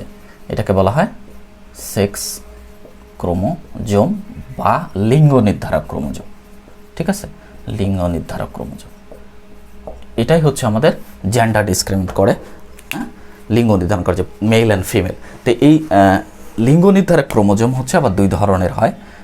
পুরুষদের ক্ষেত্রে সাধারণত XY হয়, পুরুষদের ক্ষেত্রে, এটা এই প্রতীক দ্বারা আমরা পুরুষ বুঝি। আর XX হচ্ছে মেয়েদের ক্ষেত্রে বা আমাদের মায়েদের ক্ষেত্রে হয়, ঠিক আছে? ঠিক আছে, তাহলে আমরা টোটাল ক্রোমোজোম জানলাম। আমাদের মানব বডিতে হচ্ছে 22 জোড়া 23 জোড়া বা 46টা থাকে, যার মধ্যে 22 জোড়াকে বলা অটোজোম, আর 1 জোড়া যে ক্রোমোজোম এটাকে সেক্স ক্রোমোজোম বা লিঙ্গ নির্ধারক ক্রোমোজোম বলা হয়। এর মধ্যে XY হচ্ছে পুরুষদের আর XA হচ্ছে মহিলাদের বা মায়েদের থাকে, ঠিক আছে? এখন এই যে ক্রোমোজোমের ধ্রুবতা বজায় রাখে কিভাবে? হ্যাঁ, অর্থাৎ বাপের শরীরে বা মায়ের শরীরে যে ক্রোমোজোম, বাচ্চার শরীরেও সেই যে ক্রোমোজোম থাকবে, এই ক্রোমোজোমের ধ্রুবতা কিভাবে বজায় রাখবে আমরা একটু দেখি। তো মিওসিস কোষ বিভাজন আমরা জানি জনন মাতৃকোষে ঘটে। এক্ষেত্রে একটা কোষ থেকে 4টা কোষ তৈরি হয় এবং ক্রোমোজোম সংখ্যা মাতৃকোষের অর্ধেক হয়ে যাবে। তাহলে অর্ধেক হলে কি হবে দেখেন। ধরেন আমি একটা ছবি আঁকি, এটা হচ্ছে 2n, এটা হচ্ছে 2n, এটা হচ্ছে আপনার পিতা আর এটা হচ্ছে মাতা, ঠিক আছে? তাহলে আমরা জানি এটা হচ্ছে পুরুষ জনন মাতৃকোষ, এটা হচ্ছে স্ত্রী জনন মাতৃকোষ। তাহলে পুরুষ জনন মাতৃকোষ থেকে একটা কোষ থেকে কয়টা কোষ হবে? 4টা কোষ হবে, তাই তো? এরকম মিওসিস কোষ বিভাজন 1টা থেকে 4টা হয়। এখানে পুরুষ জনন কোষ থেকে একটা কোষ থেকে 4টা হবে। 4টা কি হবে? হ্যাঁ, পুরুষ জনন কোষে হয় শুক্রাণু আর স্ত্রী জনন কোষে হয় ডিম্বাণু। তা আমরা আলোচনার সুবিধাতে 4টা তো নিষেক হয় না, একটা ডিম্বাণুর সাথে একটা শুক্রাণুর নিষেক হয়। সো আমরা আলোচনার সুবিধার্থে একটা নেব, এখানেও একটা নেব। তাহলে এটা ক্রোমোজোম সংখ্যা যে হ্রাস পাবে, 1টা থেকে 4টা হয়, হ্যাপ্লয়েড হ্রাস পেয়ে যায়। সো এখানেও একটা নেব, এখানেও একটা নেব। তার মানে এটা হচ্ছে, যেহেতু পুরুষ জনন মাতৃকোষ, এটা হচ্ছে শুক্রাণু আর এটা হচ্ছে ডিম্বাণু, ঠিক আছে? তাহলে তারপরে কি ডিম্বাণুর সাথে শুক্রাণুর মিটিং হবে, NN মিলে 2n, ঠিক আছে? এই নিষিক্ত ডিম্বাণুকে কি বলা হবে? জাইগোট। ক্লিয়ার? তাহলে দেখেন, এই যে বাপের শরীরে 2n ছিল, বিষয়টি একটু ক্লিয়ার করি। বাপের শরীরে 12 সংখ্যক ক্রোমোজোম ছিল, মায়ের শরীরে 2n ছিল, ঠিক বাচ্চার শরীরেও 2n সংখ্যক ক্রোমোজোম আছে। ক্লিয়ার? ক্রোমোজোমের ধ্রুবতা বজায় আছে। যদি এরকম না হতো তাহলে নতুন কিছু তৈরি হয়ে যেত, মানুষ না হয় মানুষের পেটে এলিয়েন টাইপের বা আজব কিছু প্রাণী তৈরি হয়ে যেত, ঠিক আছে? তাহলে মিওসিস কোষ বিভাজনের ধ্রুবতা বজায় এটা কীভাবে ব্যাখ্যা করবেন? যে মিওসিস কোষ বিভাজন জনন মাতৃকোষে ঘটে এবং একটা থেকে 4টা কোষ তৈরি হয়, যেটাকে গ্যামেট বলা হয়, পুং গ্যামেট বা স্ত্রী গ্যামেট। হ্যাঁ, আচ্ছা, এখানে আরেকটা কথা আছে। এই যে ক্রোমোজোম 2n থাকলে এটাকে বলা হয় ডিপ্লয়েড, আর হ্রাস পালে এটাকে বলা হবে হ্যাপ্লয়েড। ক্লিয়ার? এখন কোশ্চিন আসে যে ডিপ্লয়েড কি আর হ্যাপ্লয়েড কি? এটা কিন্তু আপনাদের পরীক্ষা আসে, তোমাদের এটা পরীক্ষা আসে। দেখেন ডিপ্লয়েডের সংজ্ঞা কী হবে। ডিপ্লয়েড আমি মুখে বলে দিচ্ছি, লিখতে গেলে অনেক বড় ভিডিও হয়ে যাবে। হ্যাপ্লয়েড কাকে? হ্যাপ্লয়েড মানে অর্ধেক, হাফ হয়ে যায়। তাহলে এটা কি সংজ্ঞা কী হবে? যে জনন মাতৃকোষে মিওসিস কোষ বিভাজনের ফলে যে গ্যামেট তৈরি হয় তাদের ক্রোমোজোমের অবস্থাকে হ্যাপ্লয়েড বলা হয়। ক্লিয়ার? মজার না? আমি আবার বলতেছি যে জনন মাতৃকোষে মিওসিস কোষ বিভাজন সংগঠিত হওয়ার পরে যে গ্যামেট তৈরি হয় তাদের ক্রোমোজোমের অবস্থাকে হ্যাপ্লয়েড বলে। এই যে ক্রোমোজোম কি n সংখ্যক অর্ধেক ক্রোমোজোম থাকে, এটাকে হ্যাপ্লয়েড বলে। তাহলে ডিপ্লয়েডের সংখ্যা কী হবে, যে দুইটা হ্যাপ্লয়েড কোষ মিলনের ফলে ক্রোমোজোমের যে অবস্থা তৈরি হয় তাকে বলা হয় ডিপ্লয়েড। ক্লিয়ার? আমি আবার বলতেছি যে দুইটা হ্যাপ্লয়েড ক্রোমোজোমের মিলনের ফলে বা দুইটা হ্যাপ্লয়েড গ্যামেটের মিলনের ফলে ক্রোমোজোমের যে অবস্থা তৈরি হয় তাকে বলা হয় ডিপ্লয়েড। যেমন এটা হচ্ছে ডিপ্লয়েড, ঠিক আছে, বাপ মার ডিপ্লয়েড ছিল, বাচ্চারও ডিপ্লয়েড আসছে। হ্যাঁ, তাহলে এইভাবে ক্রোমোজোমের ধ্রুবতা বজায়। তাহলে পুরো কোশ্চেনটা আমরা কীভাবে অ্যান্সার করবো? আপনি ফার্স্টে মিওসিস কোষ একটু সংজ্ঞা দেবেন ফার্স্টে, যে এটাকে মিওসিস কোষ বিভাজন, এবং এই মিওসিস কোষ বিভাজন জন্মমাত্রই কোষে ঘটে, তার ফলে একটা থেকে 4টা কোষ তৈরি হয়, ক্রোমোজোমের সংখ্যা হ্রাস পায়, এবং এদের ক্ষেত্রে নিম্নরূপ ঘটনা ঘটে। তারপরে এই চিত্রটা দিবেন, হ্যাঁ, চিত্রটার নাম দিবেন কি, মিওসিস কোষ বিভাজনের জাইগোটের সৃষ্টি। চিত্র মিওসিস কোষ বিভাজনের ফলে জাইগোট তৈরি, ঠিক আছে, মিওসিস কোষ বিভাজনের ফলে জাইগোট সৃষ্টি, এটা নাম। তাহলে কি হবে, এই চিত্রটা দিয়ে দেবেন, দেখবেন তারপর লিখবেন যে উপরোক্ত চিত্রতে দেখা যায় পুরুষ এবং স্ত্রী জন্মমাত্রই কোষ থেকে মিওসিস কোষ বিভাজনে যে শুক্রাণু ডিম্বাণু তৈরি হয়েছে তাদের ফলে মিটিংয়ের ফলে নিষিক্ত ডিম্বাণু অর্থাৎ জাইগোট তৈরি হয়েছে, অর্থাৎ প্রথম যে কোষটা আসছে সেটা তৈরি হয়েছে। সেক্ষেত্রে টুয়েন ক্রোমোজোম রয়েছে, অর্থাৎ বাবা মার ক্ষেত্রে যে টুয়েন, বাচ্চার ক্ষেত্রেও নিষিক্ত ডিম্বাণুর ক্ষেত্রে টুয়েন, অর্থাৎ এক্ষেত্রে ক্রোমোজোমের ধ্রুবতা বজায় রাখছে, ঠিক আছে। আর দেখেন যদি ধ্রুবতা না থাকতো তাহলে কি একটা সমস্যা হতো, এটা জিনিসটা খেয়াল করেন। ধরেন এখানে টুয়েন আর মিওসিস কোষ বিভাজন এন হচ্ছে, যদি এন না হইতো, মিওসিস কোষ বিভাজন পৃথিবীতে যদি না থাকতো, তাহলে ধরেন সমান সংখ্যা হলো টুয়েন হলো, তাহলে টুয়েন মিলে কি আর টুয়েন হইতো না, এটা হয়ে যেত 4n হয়ে যেত। তাহলে যদি 4n হইতো তাহলে বাপের টুয়েন মায়ের টুয়েন, বাচ্চার হয়ে গেছে 4n, ওমর জ্বালা, তাহলে নতুন কিছু তৈরি হয়ে গেছে না। তাহলে দেখা যায় বাচ্চার সাথে বাপ মায়ের কোনো চেহারার মিল থাকতো না। যেমন আমার বাবা মায়ের সাথে কিছুটা মিল আছে, বা মানুষের পেটে মানুষের বাচ্চা হচ্ছে, এই জন্য গরুর পেটে গরুর বাচ্চা, বিড়ালের পেটে ম্যাও বিড়ালের বাচ্চা, কুকুরের পেটে কুত্তার পেটে মানে কুকুরের পেটে কুকুরের বাচ্চাই হচ্ছে। ঠিক আম গাছ থেকে আম গাছই আসতেছে, ঠিক আছে না, জামের গাছ থেকে জাম গাছে হচ্ছে। কি জন্য? এই মিওসিস কোষ বিভাজনের ধ্রুবতা বজায় থাকে, কারণ আমরা জানি এই ক্রোমোজোমের ধ্রুবতা এবং ক্রোমোজোমই প্রজাতির চারিত্রিক বৈশিষ্ট্যের ধারক ও বাহক হিসাবে কাজ করে, যেটা আমরা বংশগতিতে নিয়ে বিস্তারিত আলোচনা করব। ওকে, আশা করি সবাই বুঝতে পেরেছেন। এই জন্য মিওসিস কোষ বিভাজন ক্রোমোজোমের ধ্রুবতা বজায় রাখে, অর্থাৎ এখানেও এন করে, এখানেও কি করে, 2n তৈরি করে, যেটা বাপ মারও ছিল। এইভাবেই মিওসিস কোষ বিভাজনের ক্রোমোজোমের ধ্রুবতা বজায় রাখে। ওকে, এবার আসেন শেষ পাঠ, আমরা বংশগতি নির্ধারণে ক্রোমোজোমের ভূমিকাটা দেখব। ওকে, এখন আসেন বংশগতি নির্ধারণে ক্রোমোজোম, ডিএনএ, আরএনএর ভূমিকা, একদম শেষ পাঠটা আজকে এখন পড়াই দেব। বংশগতি নির্ধারণ, তার আগে আমরা জানি বংশগতি কাকে বল। হ্যাঁ, what do you mean by বংশগতি? বংশগতি কি, হেরিডিটি কি? তো বংশগতি বলা হচ্ছে যে পিতা মাতা থেকে তার সন্তান সন্ততিতে যে বৈশিষ্ট্যগুলো সঞ্চারিত হচ্ছে, এই প্রক্রিয়াকে বলা হয় বংশগতি। এটা কিন্তু খুবই ইম্পর্টেন্ট একটা কথা, এবং এটা কিন্তু সৃজনশীলের কথা অনেক সময় আসে, যে পিতামাতার বৈশিষ্ট্য যে প্রক্রিয়ায় সন্তান সন্ততিতে স্থানান্তরিত হয় তাকেই বলা হয় হেরিডিটি বা বংশগতি। সৃজনশীল কথা আসে। তো এই যে বংশগতি কিভাবে বাপমার বৈশিষ্ট্য সন্তান সন্ততিতে আসতেছে, মানুষের পেটে মানুষের বাচ্চা, তারপর গরুর পেটে গরুর বাচ্চা, এরকম, বা আম গাছ থেকে আম গাছ, কীভাবে হচ্ছে, কেন হচ্ছে, হ্যাঁ, এদের বৈশিষ্ট্যটাকে কে নিয়ন্ত্রণ করতেছে, এই নিয়ে বিজ্ঞানের ব্যাপক গবেষণা, অনেক বিজ্ঞানী গবেষণা করে। এবং তার মধ্যে একজন বিজ্ঞানী যার নাম হচ্ছে গেগর জোহান ম্যান্ডেল। হ্যাঁ, উনি একজন অস্ট্রিয়ার ধর্মযাজক ছিলেন, উনি ধর্ম উপাসনায় কাজ করত। তো এই ব্যক্তি মটরশুঁটির গাছ নিয়ে উনি ব্যাপক গবেষণা করে বংশগতির কিছু সূত্র দেন, যে সূত্র আজ পর্যন্ত কিন্তু ঠিক আছে, 2টা সূত্র দেন, এবং এই জন্য তাকে জেনেটিক্স বা জিন তত্ত্বের জনক বলা হয়, অর্থাৎ ফাদার অফ জেনেটিক্স হচ্ছে কি, গেগর জোহান ম্যান্ডেল। এই গেগর জোহান ম্যান্ডেলকে বলা হয় বংশগতিবিদ্যার জনক। হ্যাঁ, Gregor Johann Mendel. Gregor Johann Mendel, এই গ্রেগর জোহান মেন্ডেলকে বংশগতিবিদ্যার জনক বলা। তার জন্ম হচ্ছে কিন্তু 1822 সালে, মৃত্যু 1884 সালে। এটা কিন্তু এমসিকিউতে আসে অনেক সময়, জন্ম 1822 সালে, মৃত্যু 1884 সালে। এই গ্রেগর জোহান মেন্ডেল এই সর্বপ্রথম এই বংশগতি তথা জিন নিয়ে গবেষণা করে, এবং এখান থেকে যে সূত্র দেন সেই কারণে তাকে, সেই সূত্র আজ পর্যন্ত গৃহীত হয়েছে এবং এটা প্রমাণিত, এই জন্য তাকে বংশগতিবিদ্যার জনক বলে। এটা নিয়ে আপনারা উচ্চতর ক্লাসে পড়ালেখা করবেন, ইন্টারমিডিয়েটে বা উচ্চতর ক্লাসে আরও আছে এটা নিয়ে আলোচনা। তো যাই হোক, তাহলে বংশগতি কী জিনিস আমরা এটা জেনে গেলাম। এখন আসেন এই যে বংশগতির বৈশিষ্ট্য, যে বাপ মার বৈশিষ্ট্য সন্তান সন্ততি আসতেছে, তো এটা কীভাবে আসতেছে, কে এটা বহন করে নিয়ে যায়, সেটা হচ্ছে ক্রোমোজোম। ক্লিয়ার? এই বংশগতির বৈশিষ্ট্য গ্রহণ করে নিয়ে যায় এক কোষ থেকে আরেক কোষে কে, ক্রোমোজোম। ঠিক আছে, বহন করে নিয়ে যায় কি ক্রোমোজোম। এখন তার ক্রোমোজোম কি, এটা কিন্তু সৃজনশীলের কথা আসে, খুব সুন্দর একটা সংজ্ঞা আছে। ক্রোমোজোম কি, ওই যে নিউক্লিয়াসের মধ্যে আমরা মাইটোসিস কোষ প্রোফেজ ধাপটাতে খুব ভালোভাবে ক্রোমোজোম বুঝতে পারি। তাহলে ক্রোমোজোমের সংজ্ঞা কি লিখবেন, যে আমি মুখে বলে দিচ্ছি, যে কোষের নিউক্লিয়াসের মধ্যে যে তন্তু বা সুতার ন্যায় অংশ দেখা যায়, যা জীবের চারিত্রিক বৈশিষ্ট্যের বাহক হিসাবে কাজ করে, তাকে ক্রোমোজোম বলা হয়। ক্লিয়ার? আশা করি বুঝতে পেরেছেন। এখন এই ক্রোমোজোমগুলো আমি একটু আগে তো লিখে দিলাম, ক্রোমোজোম 2 ধরনের, মোট 23 জোড়া ক্রোমোজোম থাকে আমাদের শরীরে, বা 46টা, তার মধ্যে 22 জোড়া অটোজোম আর 1 জোড়া হচ্ছে সেক্স ক্রোমোজোম। এটা আমরা জানলাম।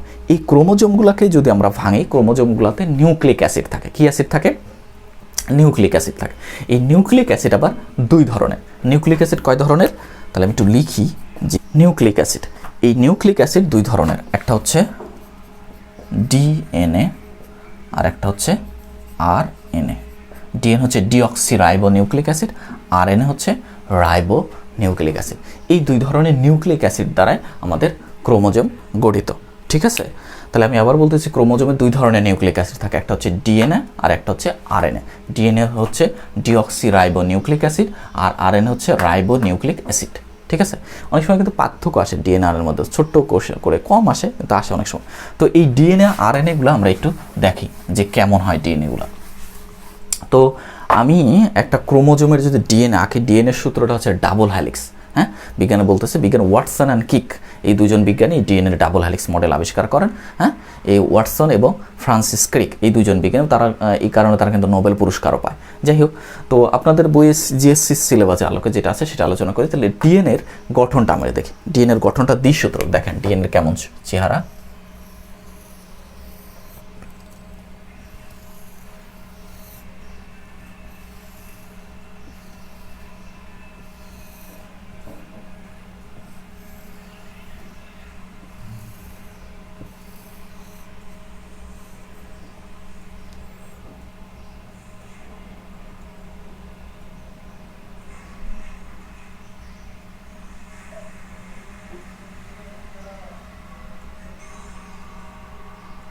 এটা হচ্ছে ডিএনএর আঁকার নিয়ম। দেখেন আমি কি সুন্দরভাবে একটা ডিএনএ আঁকায় ফেলছে। ঠিক আছে? How to draw A DNA, এটা কিন্তু দেখ, এই যে ডিএনএর গঠনটা এরকম ডাবল হ্যালিক্স, 2 সূত্রক একটা একটার সাথে জড়ায় থাকে, এবং এটাকে বলা হয় পেঁচানো সিঁড়ির মতো, একটা একটার পরিপূরক, একজন আরেকজন ছাড়া চলতেই পারে না। হ্যাঁ, এরকম 2টা সূত্রক ডিএনএ। এটা হচ্ছে ডিএনএর ফরম্যাট। হ্যাঁ, আচ্ছা, এবার আরএনএটা কেমন? আরএনএ জাস্ট 1 সূত্রক হবে। ধরেন আরএনএ এরকম 1 সূত্রক হয়।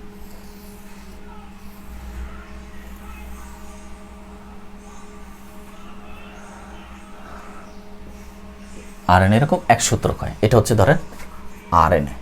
আরএনএর ফরম্যাট এরকম 1 সূত্রক। তাহলে ডিএনএ কিন্তু 2 সূত্রক থাকবে, আর আরএনএ থাকবে কি 1 সূত্রক থাকবে। আরএনএর ক্ষেত্রে, ডিএনএর ক্ষেত্রে 2 সূত্রক, আরএনএর ক্ষেত্রে 1 সূত্রক থাকে। এই বিভিন্ন ধরনের নাইট্রোজেন বেস আছে। হ্যাঁ, আর এই ডিএনএর এক একটা কোড আছে। ডিএনএ ধরেন এই একটা খণ্ড, এই একটা খণ্ড, এক একটা খণ্ড, এই একটা, হ্যাঁ, এরকম খণ্ড আছে। এই এক একটা খণ্ডকে বলা হয় জিন বলে। হ্যাঁ, ডিএনএর এক একটা খণ্ড হচ্ছে জিন। জিনটাকে আবার এই ভূতপ্রেত জিন না, কিন্তু এই জিন কাকে বলে? জিনের সংজ্ঞাটা বলতেছি। জিন হচ্ছে জীবের বৈশিষ্ট্য নিয়ন্ত্রণকারী ডিএনএর অংশকে জিন বলে। আমি আবার বলতে, যে জিন কি, যে জীবের বৈশিষ্ট্য নিয়ন্ত্রণকারী ডিএনএর অংশকে জিন বলা হয়। জীবের বৈশিষ্ট্য ডিএনএর অংশটাই হচ্ছে জিন। তো এই যে ডিএনএ আরএনএ, এটা উদ্ভিদ কোষও থাকে, প্রাণী কোষও থাকে। হ্যাঁ, এই কোষের ক্রোমোজোমের মধ্যে ডিএনএ আরএনএ থাকবে, অর্থাৎ আমরা ক্রোমোজোমকে ভাঙলে যে নিউক্লিক অ্যাসিড পাই সেটা ডিএনএ আরএনএ, আর ডিএনএ আরএনএর মধ্যে আবার থাকে জিন, বা ডিএনএর মধ্যে থাকে জিন। ঠিক আছে? যেটা জীবের চারিত্রিক বৈশিষ্ট্য হচ্ছে কি করে, নিয়ন্ত্রণ করে। ডিএনএর অংশটাকে জিন বলা হয়। যেমন ধরুন আমাদের চুলের রং কেমন হবে, স্কিন কেমন হবে, চোখের আইরিশের কালার কেমন হবে, দাঁতের রং কেমন হবে, হ্যাঁ, কে স্মার্ট হবে, কে হাবাগোবা হবে, এগুলো সব কিছু নিয়ন্ত্রিত হয় জিন দ্বারা। এবং জিন এই জন্য প্রজাতির বৈশিষ্ট্যকে ধারক ও বাহক নিয়ন্ত্রণ করে ক্যারিয়ার হয়ে এক জীব থেকে বাবা মা থেকে সন্তান সন্ততি নিয়ে আসে। তাহলে জিন যেহেতু ক্রোমোজোমের মধ্যে রয়েছে, তাহলে আলটিমেটলি ক্রোমোজোমই কিন্তু এই প্রজাতির বৈশিষ্ট্য ধারক ও বাহক হিসাবে এক জীব থেকে অন্য জীবে, এই অন্য জীব বলতে নতুন বংশধরে বৈশিষ্ট্যগুলো বহন করে নিয়ে যায়। এই জন্য ক্রোমোজোমকে কিন্তু বংশগতির ভৌত ভিত্তি বলা হয়। এটা এমসিকিউতে আসে, ক্রোমোজোমকে বংশগতির ভৌত ভিত্তি বা ফিজিক্যাল বেসিস, হ্যাঁ, অফ হেরিডিটি, বা বংশগতির ভৌত ভিত্তি বলা হয় এই ক্রোমোজোমকে। ক্লিয়ার? এখন মোটামুটি শেষ। এখন তাহলে ডিএনএ আরএনএ যদি পার্থক্য আসে আপনাদের, এটা লিখতে পারবেন না, আমি সংক্ষেপে একটু বলে দিই। ডিএনএ আরএনএ এরকম লিখবেন, পার্থক্যের বিষয়ে দিতে পারেন যে পূর্ণরূপ, ডিএনএর পূর্ণরূপ হচ্ছে ডিঅক্সি রাইবোনিউক্লিক অ্যাসিড, আরএনএর পূর্ণরূপ হচ্ছে রাইবোনিউক্লিক অ্যাসিড, 1 নম্বর। 2 নম্বর যে ডিএনএ দ্বিসূত্র, আরএনএ একসূত্র, দুটো ছবিও দিয়ে দিতে পারেন 3 নম্বর পার্থক্য। আর একটা কথা বলতে পারেন, সাধারণত প্রাণী কোষে থাকে, এটা হচ্ছে ডিএনএ সাধারণত প্রাণী কোষে থাকে আর আরএনএ সাধারণত উদ্ভিদ কোষে থাকে। ক্লিয়ার? এই কথাটা বলে দেবেন। হ্যাঁ, তো এই পার্থক্যগুলো হয়ে গেল। এখন এই যে আরেকটা কথা একটু, যে আরএনএ সাধারণত উদ্ভিদ কোষে থাকে, তো এক ধরনের তামাকের পাতা আছে। হ্যাঁ, তামাকের পাতা কি করে জানেন?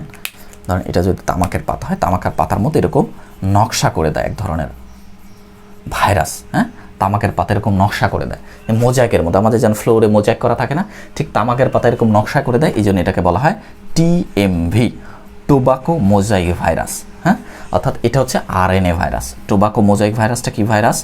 আর এই যে উদ্ভিদ কোষ, তো আরএনএ ভাইরাস, এটা কিন্তু এমসিকিউতে আসে। টোবাকো মোজাইক ভাইরাসটা হচ্ছে আরএনএ ভাইরাস। হ্যাঁ, এটা তামাকের পাতাতে এরকম নকশা করে দেয়, এই জন্য নাম হচ্ছে টোবাকো মোজাইক ভাইরাস। যদি এরকম হয়তো তামাকের পাতাকে লাল বানায় দিত, হয়তো এটার নাম হতো টোবাকো রেড ভাইরাস। হ্যাঁ, এরকম জাস্ট নামকরণটা এইভাবে আসছে, যেহেতু তামাকের পাতা এরকম নকশা করে দেয়, এই জন্য এর নাম হচ্ছে টিএমভি বা টোবাকো মোজাইক ভাইরাস। হ্যাঁ, এই ভাইরাসটা মোজাইক করে দেয় তামাক পাতায়। এই তো আপনার ডিএনএ আরএনএ। আশা করি এরপরে আর আলোচনা থাকার কথা না। আপনাদের জিএসসির সিলেবাসের আলোকে যতদূর দরকার ইনশাল্লাহ এই সেকেন্ড চ্যাপ্টারটাতে 2টা টিউটোরিয়ালে আমি পুরাটাই প্রকাশ করলাম। আশা করি সবাই আপনারা বুঝতে পারবেন। তারপরেও আমি জিএসসির সিলেবাসে আর আলোচনা করি, একটু আপডেট আলোচনা করে দিছি। তারপরেও কারো যদি কোনো বুঝতে সমস্যা হয়, আপনার ভিডিওটা বারবার দেখবেন, ইনশাল্লাহ বারবার দেখবেন, এবং একটা খাতা এবং টেক্সট বুক পাশে নিয়ে ক্লাসটা করবেন, দেখবেন ক্লাসের পড়া ক্লাসে রেডি হয়ে যাবে। তারপরেও কারো কোনো সমস্যা থাকলে আমার ভিডিওটা যেখানে আপলোড হবে নিচে আপনি কমেন্টে লিখবেন, ইনশাল্লাহ সেই অনুযায়ী আবার ভিডিও তৈরি করব। ওকে, তো সবাই ভালো থাকবেন, সুস্থ থাকবেন। আর আমার যেহেতু একটা কমিটমেন্ট আছে, এই জিএসসির ম্যাথ এবং বিজ্ঞানের সম্পূর্ণ কোর্স দিব ভিডিও ক্লাস, সো আপনারা আমার সাথে থাকবেন। আমাদের ওই ক্লাসগুলো যদি ভালো রাখে সাবস্ক্রাইব করে রাখবেন, যাতে আমি ভিডিও দেওয়ার সঙ্গে সঙ্গে নতুন ভিডিও পান। হ্যাঁ, তো পরিশেষে একটা কথা, যে সঠিক শিক্ষা অর্জন এবং শিক্ষার আলো সবার মাঝে ছড়িয়ে দেওয়া প্রত্যেকের নৈতিক দায়িত্ব। সো আপনি আপনার যারা জিএসসিতে পড়ালেখা করে বন্ধুবান্ধব আত্মীয় স্বজন, তাদের মাধ্যমে আমার এই চ্যানেলটাকে একটু অবহিত করবেন। পরিশেষে সকলের সুস্বাস্থ্য দীর্ঘায়ু কামনা করে আজকের ক্লাসের এখানে ইতি টানছি। আল্লাহ হাফেজ।